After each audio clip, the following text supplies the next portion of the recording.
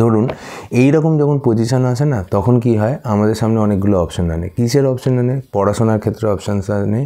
ধরুন আপনি কোনো টেকনিক্যাল লাইনে আছেন, সেই টেকনিক্যাল লাইনের অপশানস আনে। এই সময় যখন এই রকম রাহুর যে পজিশন, এই পজিশন কিন্তু স্কিল ডেভেলপমেন্টের জন্য কিন্তু ভালো।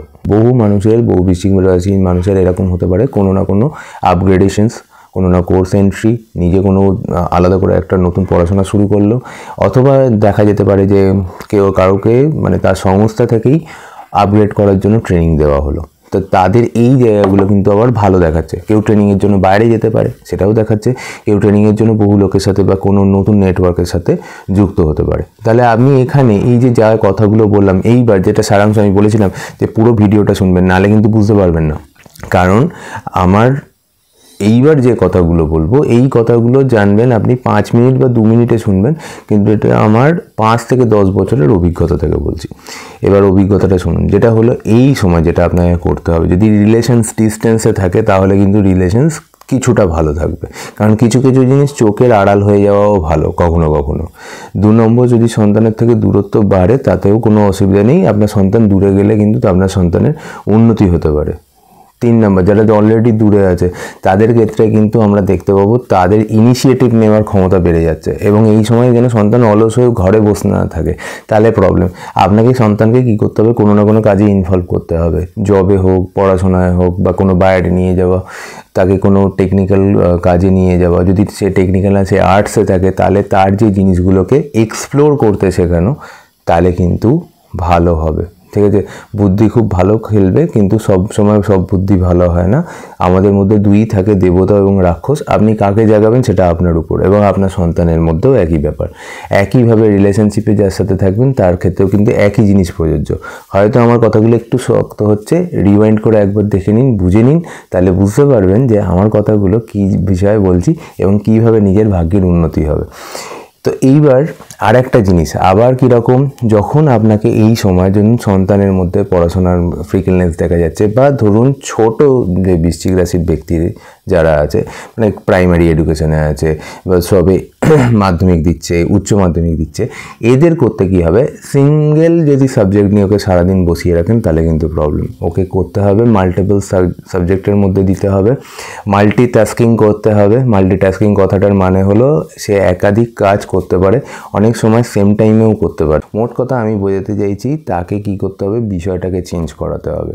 কম্পিউটার বা গেমসে কিন্তু তারা খুব ইনভলভ হয়ে যেতে পারে, আপনার ছেলে বা বৃশ্চিক রাশির সন্তান, এবং বৃশ্চিক রাশির ছোট ছেলেরা যারা আছে তাদের মধ্যে দেখা যেতে পারে।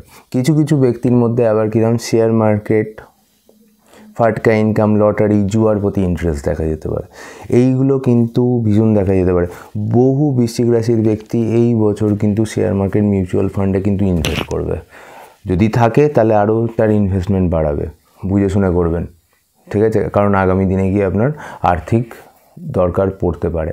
এই ঘরটাকে কিন্তু মন্ত্র সাধনার ঘর বলা হয়। তো ঠিক আছে, মন্ত্র কিন্তু খুব ভালো কাজ করতে পারে।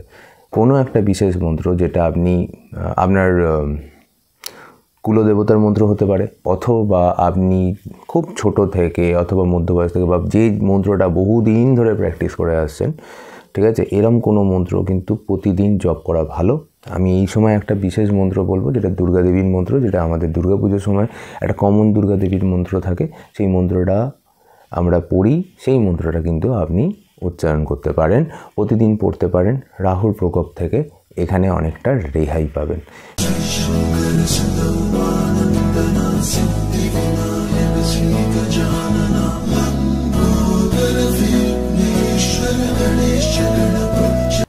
জয় শ্রীকৃষ্ণ।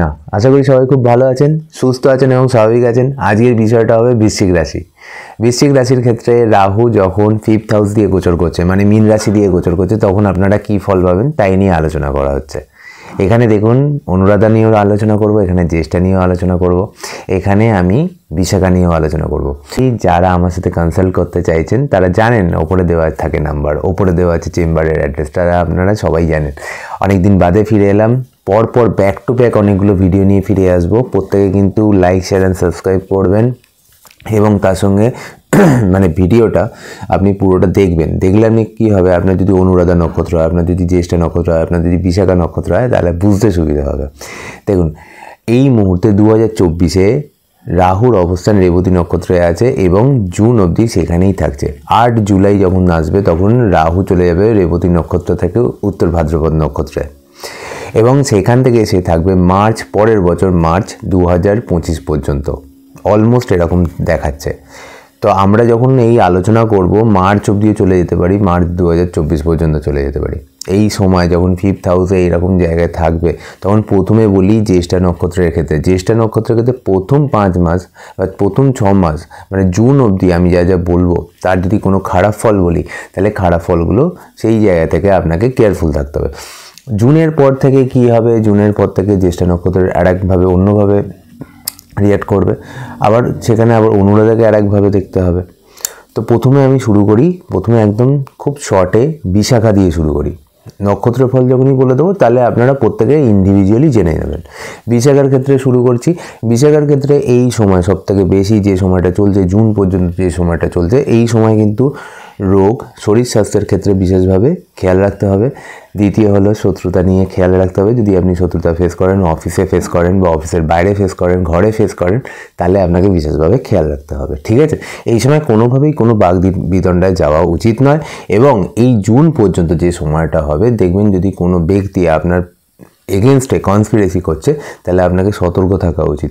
উল্টে আপনাকে এগিয়ে গিয়ে ঝগড়া করাটা একদমই শুভ হবে না এবং উল্টো প্রবলেম পড়তে পারে। এই সময় বুঝে স্টেপ ফেলবেন যদি এই রকম এনভায়রনমেন্ট কোথাও পেয়ে যান। আমি আপনাকে বলছি দেখুন, আপনার সব বিশাখা নক্ষত্রের ক্ষেত্রে একইভাবে হবে না, কারণ সবার প্রফেশনস আলাদা, সবার জায়গা আলাদা, সবার পরিস্থিতি আলাদা, তাই না? তাহলে সবার ক্ষেত্রে কিন্তু একই জিনিস প্রযোজ্য নয়। কিন্তু হ্যাঁ, কম বেশি যদি আপনি বিজনেস করেন তাহলে কম্পিটিশন ফেস করবেন, যদি আপনি চাকরি করেন তাহলে আপনার যেখানে জব করছেন সেই জায়গায় শত্রুতা ফেস করবেন, কিছু লোক আছে বাধা দেবে। যদি আপনার ভাগ্য খুব ভালো হয়, আপনার 6th হাউস খুব ভালো হয়, আপনার এই ধরনের কোনো প্রবলেম নেই, তাহলে আরেকটা কি প্রবলেম করবে, যাদের সাথে আপনারা খুব ভালোভাবে মিশছেন, ভালো মানুষ, কিন্তু কি করবে, আপনি যেরকমভাবে চাইছেন সেইখানে কিছুটা বাধা দিয়ে বলবে না তোমাকে এইভাবে কাজটা করতে দেওয়া যাবে না। আপনাকে অবশ্যই যেটাকে বলে শখে লোন নেওয়া একদমই নেওয়া উচিত না। ইএমআই দুম করে স্টার্ট করে দেবেন না, ঠিক আছে? যারা হোম লোনের জন্য অথবা স্পেশালি কোনো আসবাবপত্রের জন্য লোনের অ্যাপ্লাই করছেন, সেখানে হোম লোন কিছুটা আটকাতে পারে, বাট আসবাবপত্রের জন্য আপনার অ্যাকসেপ্ট হয়ে যেতে পারে। স্পেশালি ইলেকট্রনিক্স জিনিসপত্রের জন্য ইএমআই কিন্তু স্টার্ট করতে পারেন আপনারা এই বছর প্রথম 6 মাসের মধ্যে, এবং এই বছরের মধ্যভাগেও সেটা কিন্তু দেখা যাচ্ছে, ঠিক আছে? এবার কোনো গাড়ি হতে পারে, শৌখিন জিনিস হতে পারে, তার জন্য ইএমআই স্টার্ট হয়ে যেতে দেখা যাচ্ছে আপনাদের। চলে আসবো অনুরাধা নক্ষত্রের ক্ষেত্রে, ঠিক আছে? অনুরাধা নক্ষত্রের ক্ষেত্রে আমি একটাই কথা বলবো যে দেখুন, এই সময় যে সময়টা চলছে সেই সময় যে আপনার যে কর্মক্ষেত্রটা দেখে নেবেন স্পেশালি, ঠিক আছে? কর্মক্ষেত্র বা কর্মক্ষেত্র থেকে ইনক্রিমেন্ট, এইখানে অবশ্যই জব চেঞ্জ করার আগে, ঠিক আছে, অথবা কোনো ইনক্রিমেন্টের হাতছানিতে দুম করে জব চেঞ্জ করবেন না। এটা হলো ফার্স্ট, প্রথমে জুন অবধি যে জায়গাটা বললাম। তারপরে হলো ধরুন আপনাকে কোনো একটা আর্থিক লোভ দেখানো হলো, সাপোজ আপনি এত টাকা ইনভেস্ট করুন তাহলে আপনি এত টাকা পাবেন, তাহলে এই ফ্রডগুলো থেকে একটু বাঁচবেন। দুটো জিনিস আমি আপনাকে বলে দিলাম। কিন্তু জুনের পর থেকে 8 জুলাই থেকে নেক্সট ইয়ার মানে 2025-এর মার্চ পর্যন্ত অনুরাধার ক্ষেত্রে আমি আপনাকে বলবো যে যখনই এইরকম ট্রানজিট হয় তখনই কিন্তু দেখবেন মন চঞ্চল থাকে, বুদ্ধি অনেক সময় সঠিকভাবে নাও কাজ করতে পারে। থার্ড হলো মানসিক চিন্তা একটার পর একটা চলে আসবে। যে ধরুন শান্ত ব্যক্তি, তার ক্ষেত্রেও কিন্তু এই প্রভাব দেখা যাবে, ঠিক আছে? অনেক সময় বুদ্ধিকে কোন সঠিকভাবে কাজে লাগাবো, কোন জায়গায় কাজে লাগানো উচিত সেটা কাজ করে না। যদি এবার সন্তান হয় মানে ছোট হয় তাহলে তাদের ক্ষেত্রে অন্যমনস্কতা দেখা যাবে, ফ্রিকেলনেস দেখা যাবে, ডিসিশান নিতে অসুবিধা দেখা যাবে। এটা বড়দের মধ্যেও দেখা যেতে পারে, এই জিনিসটা ডিসিশান নিতে অসুবিধা, এই জিনিসটা আপনারা দেখতে পারি এবং আপনাদের কম বেশি কিন্তু হচ্ছে। যদি একই সময় ধরুন আপনাদের এই সময় অনেকে তো ঢাইয়া চলছে, তো ঢাইয়া চলাকালীন ধরুন আপনার একই সাথে 3-4টে কাজ চলে এলো, তাহলে কিন্তু দেখবেন এই প্রবলেমটা ভালো করে বুঝতে পারবেন। দেখবেন কোনটা করব কোনটা ছাড়বো, কখনো কখনো কোনো মানুষ বিরক্ত করছে, ঠিক আছে? একটার পর একটা চিন্তা চলে আসছে, আপনি নিজে থেকেই চিন্তা শুরু করে দিয়েছেন, ঠিক আছে? আপনাকে মনে হবে যে জায়গাটা যেই সময়টা বিরক্তিকর হয়ে যাচ্ছে, হচ্ছে কি হচ্ছে না বলুন, ঠিক আছে?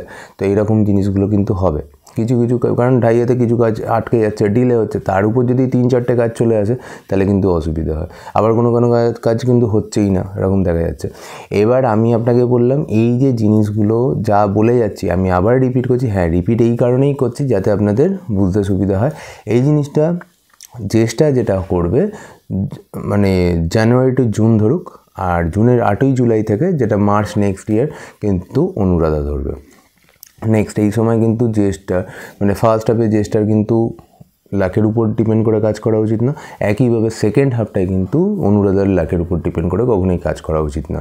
যদি করতে যান তখন দেখবেন কিন্তু কাজ আটকে যেতে পারে অথবা কাজের ডিলে হলো দেখা যেতে পারে, ভাগ্য সাথ দেবে না, তখন আপনি কমপ্লেন করবেন আমার তো ভাগ্য এরকম, কিন্তু ব্যাপারটা তা নয়। আমি আপনাকে বলে দিলাম, অ্যাকচুয়ালি আপনাকে বুদ্ধি সঠিক জায়গায় চালনা করতে দেওয়া হবে না। সন্তান, যেটা খুব আর একটা ইম্পর্টেন্ট, অনেকেই যারা সন্তান চাইছে এই বছর তাদের ক্ষেত্রে কিন্তু বিশেষভাবে সতর্ক থাকা উচিত, এবং যদি সন্তান চলে আসে তাহলে কিন্তু আরও বেশি সতর্ক থাকা উচিত। আর অনেককে দেখা যাবে সন্তানের জন্য বারবার ট্রাই করছে। এই বছর সন্তান চলে এলে অবশ্যই দুর্গা মাতার মন্দিরে গিয়ে পুজো দেবেন, আমি আপনাকে বলে রাখলাম, তাতে বেটার হবে। আবার অনেকের ক্ষেত্রে কিন্তু এখানে কমপ্লিকেশনস বাড়তে পারে, যারা মানে বা মানে না তারা নিজেরা ফল দেখে নিতে পারে, ঠিক আছে। যাদের সন্তান হচ্ছে না, এখানে দুটো কেস হবে, সন্তান ডিলে হবে অথবা কিছু কিছু ক্ষেত্রে সন্তান চলে আসবে। যদি সন্তান চলে আসে তাহলে আমার এই ফার্স্ট যে কথাগুলো বললাম, দুর্গা মাতার মন্দিরে যাওয়া, পুজো দেওয়া, আপনি ওখানে কোনো বিশেষ প্রতিজ্ঞা করে আসা, এইগুলো কিন্তু আপনার জন্য বেস্ট হবে এবং করবেন অবশ্যই।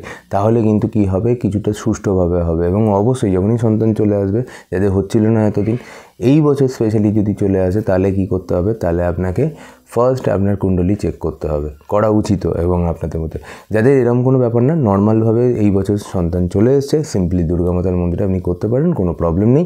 এবং তারপরেও যদি আপনার মনে হয় যে না আপনার কুণ্ডলিতে বিশেষ কিছু জানার দরকার আছে, তাহলে বিশেষ লোকের থেকে, মানে বিশেষ যারা খুব ভালো জানে তাদের থেকে কিন্তু কুণ্ডলী চেক করাবেন, তাহলে কিন্তু ভালো হবে। প্রেমজ দিক থেকে কিন্তু দুটো না 3টে নক্ষত্র আছে, তার মধ্যে দুটো স্পেশালি অনুরাধা এবং জ্যেষ্ঠা দুজনের ক্ষেত্রেই বলবো প্রেমজ ক্ষেত্রে ডিসিশন কিন্তু খুব বুঝে শুনে নেবেন। ভুল প্রেমে পড়ার চান্সেস খুব বেশি আছে, তো ব্রেকআপের চান্সেস আছে। যে প্রেম চলছে তার মধ্যে একটা টার্মোয়াল ভাব চলে আসতে পারে, এরকম একটা প্রবলেম হতে পারে। এবং সেটা হলো আপনার সাথে আপনার আরেকজনের অ্যাডজাস্ট নাও হতে পারে, আপনি এক ভাবছেন সে আর এক ভাবছে হতে পারে, ঠিক আছে। এবং বুদ্ধি দেখবেন বা চিন্তা দেখবেন এই বিষয়ে, হয় বেশি করছেন, একটার পর একটা অন্য চিন্তা আসছে যেটা কোনো বেস নেই হতে পারে, ঠিক আছে।